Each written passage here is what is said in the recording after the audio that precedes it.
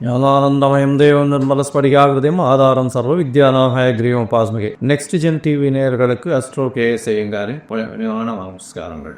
வார பலன் 23/12/2024 29/12/2024 வரை உண்டான வாரத்திற்கு மேஷம் முதல் மீனம் வரை என்னென்ன பலன்கள்னு பார்ப்போம். முதல்ல இந்த வாரத்துக்கு உண்டான கோல்சாரம் என்ன, இந்த வாரத்தில் வரக்கூடிய விசேஷ நாட்கள் என்ன, அதற்கு பிறகு இந்த வாரத்தில் எந்தெந்த ராசிக்காரர்களுக்கு சந்திராஷ்டம், இதை வருஷப்படுத்தி நம்ம பார்க்கலாம்.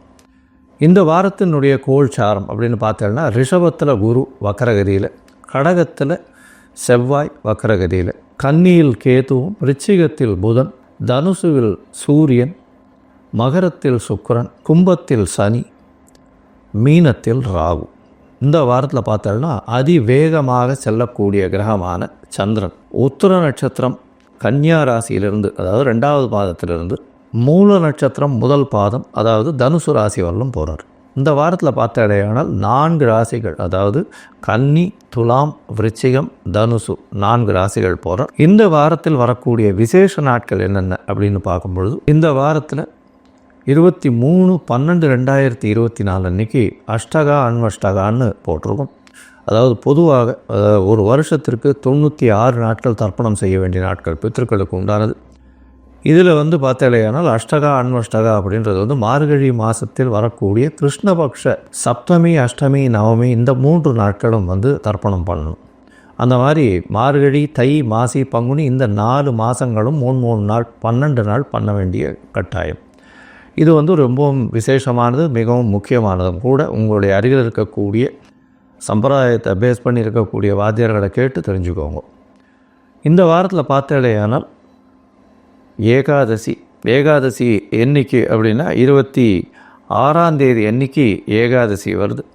வைணவர்களுக்கு மிகவும் பெரிய ஏற்றமான காலம் இது. ஏகாதசி தேய்பிரையில் வருது. அதுக்கப்புறம் வளர்பிரையில் வரக்கூடிய ஏகாதசியில் பார்த்தேடையானால் அது வைகுண்ட ஏகாதசி. இது தேய்பிரையில் வரக்கூடிய ஏகாதசி. இதற்கு அடுத்த ஏகாதசி வைகுண்ட ஏகாதசி. அந்த ஏகாதசி அன்றைக்கே சுவாதி நட்சத்திரம். சுவாதி நட்சத்திரம்னு சொல்லக்கூடியது ராகுவினுடைய நட்சத்திரம், அதுவும் நரசிம்ம பெருமானுடைய நட்சத்திரம். அதாவது ராகுவினுடைய நட்சத்திரம் அப்படின்னு சொன்னாலே திருவாதிரை, சுவாதி, சதயம் இந்த 3 நட்சத்திரம் ரொம்பவும் விசேஷமானது. திருவாதிரை சிவனுக்கு ரொம்பவும் விசேஷம்.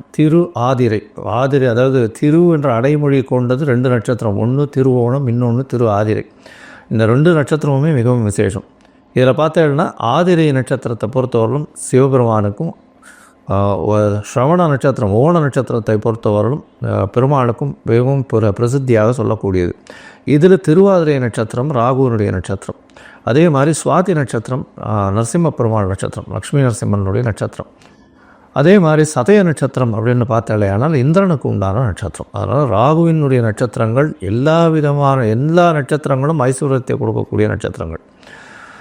இந்த காலகட்டத்தில் அதாவது லக்ஷ்மி நரசிம்மரை வணங்குறது, அதாவது சுவாதி நட்சத்திரம் ஏகாதசி எல்லாம் வர்றதுனால லக்ஷ்மி நரசிம்மரை வணங்குறது ரொம்பவும் விசேஷமானது. இந்த 26/12/2024 அன்றைக்கி வரக்கூடிய ஏகாதசி அன்னைக்கு.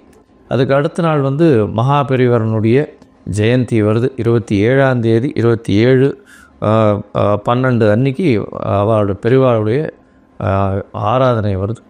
28/12/2024 அன்னைக்கு சனி பிரதோஷம். சனி பிரதோஷம் ரொம்பவும் விசேஷம். உங்களுடைய கடன் தீர்க்கும், அதுவும் தேய்பிரையில் வேறு வருது. கடன் தீர்க்கக்கூடிய நாளாக வச்சுக்கணும். இந்த சனி பிரதோஷத்தில் விரதம் இருந்த இடையானால் கண்டிப்பாக பிரதோஷ கால பூஜையும் பார்த்துட்டு, அதாவது சாயந்தரம் 5:45 6:15 மணி வரலும் உண்டான நேரத்தில் பிரதோஷ கால பூஜையையும் பார்த்துட்டு, அதற்கு உண்டான தீபாராதனையும் பார்த்துட்டு, சிவபெருமான் வலம் வர்றதையும் பார்த்துட்டு, அதுக்கப்புறம் போய் அந்த பிரசாதத்தை சாப்பிட்டுட்டு அதுக்கப்புறம் உபவாசத்தை முடிக்கிறது பெரிய விசேஷம். இதன் மூலியமாக நீங்கள் நினைத்த காரியங்கள் அனைத்தும் நடக்கும். இருக்கக்கூடிய கஷ்டங்கள் அனைத்தும், உடல் நலத்தில் இருக்கக்கூடிய கஷ்டங்கள், அது தவிர பண கஷ்டம், கடன், இந்த மாதிரியான, அதாவது கடன் திருப்பி கொடுக்க முடியாத அளவுக்கு கழுத்துக்கு மேலே கடன் இருக்கிறது எல்லாமே இந்த சனி பிரதோஷத்தின் மூலியமாக குறையக்கூடிய வாய்ப்புகள் உண்டு. ஆயுள் கண்டங்களில் இருப்பவர்களுக்கு ஆயுள் கண்டங்கள் நீங்கக்கூடிய வாய்ப்புகள் நிச்சயமாக உண்டு. சரி, இந்த வாரத்தில் எந்தெந்த ராசிக்காரர்களுக்கு சந்திராஷ்டமம் அப்படின்னு பார்த்தோம்னா, கும்பம், மீனம், மேஷம், ரிஷபம் இந்த 4 ராசிக்காரர்களுக்கும் சந்திராஷ்டமம் இருக்குது. சந்திராஷ்டமம்னா உங்களுடைய பிறந்த ராசியில் இருந்து 8வது ராசியில், அதாவது 8வது ராசியில் சந்திர பகவான் இருக்கக்கூடிய காலகட்டத்தை சந்திராஷ்டமம்னு சொல்கிறோம். சந்திராஷ்டமம்னா சந்திரன் என்பவர் மதிகாரகன். அவர் மறையக்கூடிய காலகட்டத்தில் தவறான முடிவுகள் எடுக்கக்கூடும். அதனால் சந்திரன் மறையக்கூடிய காலகட்டங்களில் புதிதான முடிவுகள் எதுவும் வேண்டாம். எந்த ஒரு வெளியூர் வெளிமாநில பிரயாணம் வேண்டாம். இந்த மாதிரியான விஷயங்களில் சந்திரனை பொறுத்தவரையிலும் மறைந்திருக்கக்கூடிய காலகட்டத்தில் யாருக்கும் ஜாமீன் கையெழுத்து போடாதீங்க. ஒருவேளை நீங்கள் பண்ண வேண்டிய கட்டாயத்தில் நிர்பந்தத்தில் இருக்கீங்க அப்படின்னா சந்திரனுக்கு உண்டான எளிய பரிகாரம் அப்படின்னு சொல்லக்கூடிய பசும்பால் ஒரு 1/2 டம்ளர் அருகில் இருக்கக்கூடிய சிவன் கோவிலில் கொடுத்துட்டு போங்க பிரதோஷ காலத்துக்கு. அது உங்களுக்கு சந்திராஷ்டமத்தின் தாக்கத்திலிருந்து நிச்சயமாக விலக்களிக்கும். சரி, இந்த வாரம் மேஷம் முதல் மீனம் வரை எப்படி இருக்குது அப்படின்றத பார்க்கலாம். அதுக்கு முன்னாடி என்னுடைய மொபைல் நம்பர் கீழே ஸ்க்ராலிங்கில் வரும். உங்களுக்கு அஸ்ட்ராலாஜிக்கல் கன்சல்ட் தேவைப்பட்டதே ஆனால் நீங்கள் எனக்கு ஃபோன் பண்ணுங்க, உங்களுக்கு அப்பாயின்மெண்ட்டு தரேன். உங்களுடைய date, time, place of birth, உங்களுடைய பெயர், உங்களுடைய தாய் தகப்பனார் பெயர் அனுப்பி வைங்க. சந்தி இருக்கான்றதை பார்த்து முதல்ல உங்களுடைய ஜாதகத்தை போடுறேன். நீங்கள் இந்த பர்டிகுலர்ஸ் கொடுத்த உடனே நான் என்னுடைய கட்டணம் என்னன்றதை சொல்கிறேன். அதற்கப்புறம் உங்களுடைய கட்டணத்தை நீங்கள் கட்டினதுக்கப்புறம் எனக்கு அந்த ஸ்க்ரீன்ஷாட் ஷேர் பண்ணதுக்கப்புறம் உங்களுடைய ஜாதகத்தை போடுறேன். சந்தி இருக்கா அப்படின்றத பார்த்துட்டு அந்த சந்தியின் மூலியமாக பிரச்சனைகள், அதாவது உங்களுக்கு என்ன பிரச்சனை வரும் அப்படின்னா, நீங்கள் எந்த ராசி எந்த நட்சத்திர பாதம்னே தெரியாமல் இவ்வளோ நாள் இருப்பீங்க. எனக்கு தெரிஞ்ச நிறைய பேர் பார்த்தாங்கன்னா கிருத்திகை 1ஆம் பாதம் நினச்சின்னு மேஷராசியில் சொல்லிட்டு இருப்பா. ஆனால் கிருத்திகை 2ஆம் பாதத்தில் இருப்பா ரிஷபராசியில். இந்த மாதிரி உத்திரம், அதே மாதிரி இந்த உழைந்த நட்சத்திரங்கள் எல்லாமே பாதங்கள் ஒரு ராசியிலிருந்து அடுத்த ராசிக்கு போகும். அதை தவிர பார்த்தீங்கன்னா ஒரே ராசியிலேயே இருக்கக்கூடியதோ இருந்தாலுமே நட்சத்திர பாதங்கள் வேறுபட்டு உங்களுடைய லக்னாதிபதியும் வேறுபடக்கூடும். அதனால் பார்த்தீங்கன்னா உங்களுக்கு இப்போ நடக்கக்கூடிய திசை நல்லபடியாக தானே இருக்கணும்னு நினைப்பீங்க. ஆனால் அந்த நல்லபடியான திசையாக இருக்காது.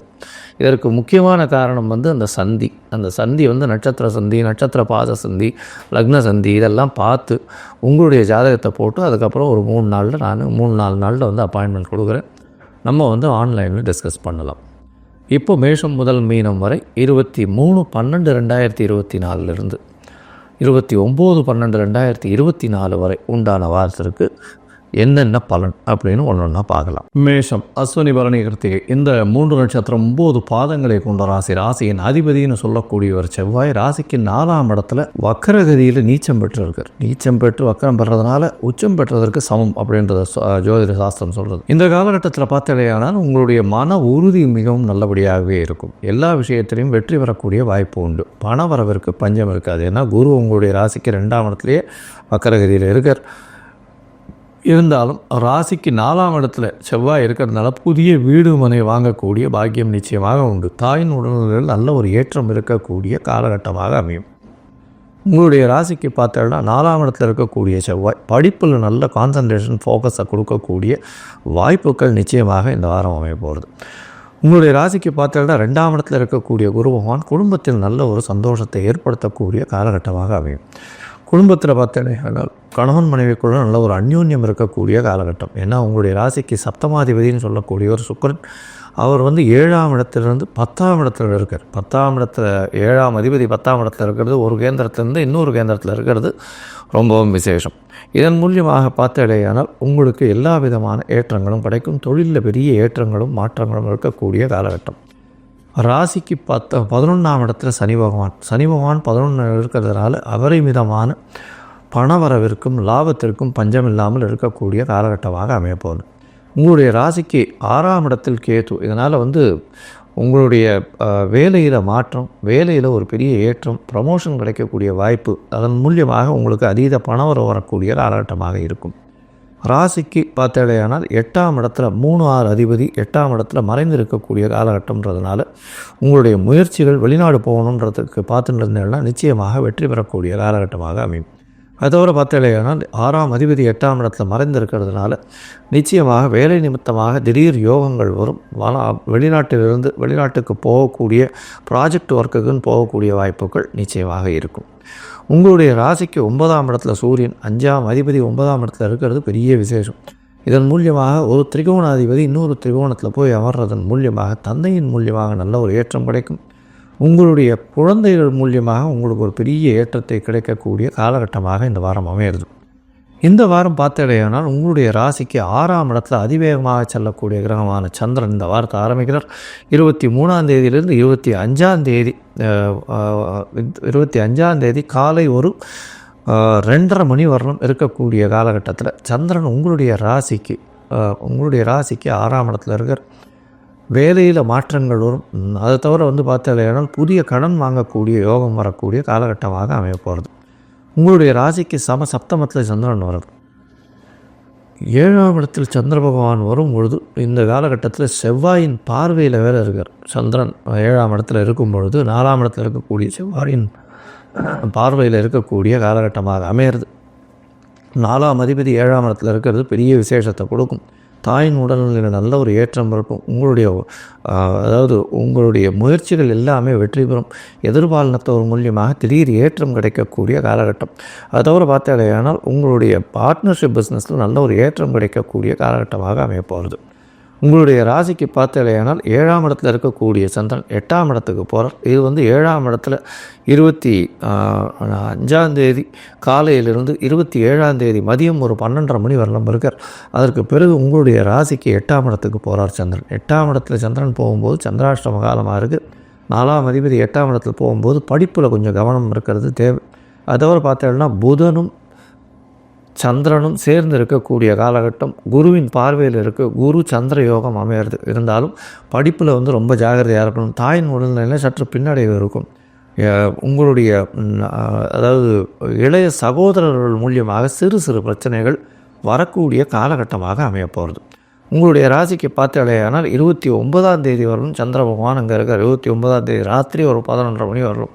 அதற்கு பிறகு உங்களுடைய ராசிக்கு 9ஆம் இடத்துக்கு சந்திரன் 9ஆம் இடத்துல போய் இருக்கிறது ரொம்பவும் விசேஷம். இதன் மூலியமாக சூரியனும் சந்திரனும் சேர்ந்து இருக்கக்கூடிய காலகட்டம். அதுவும் 9ஆம் இடத்துல இருக்கிறதுனால திடீர் யோகங்கள் வரக்கூடிய காலம்.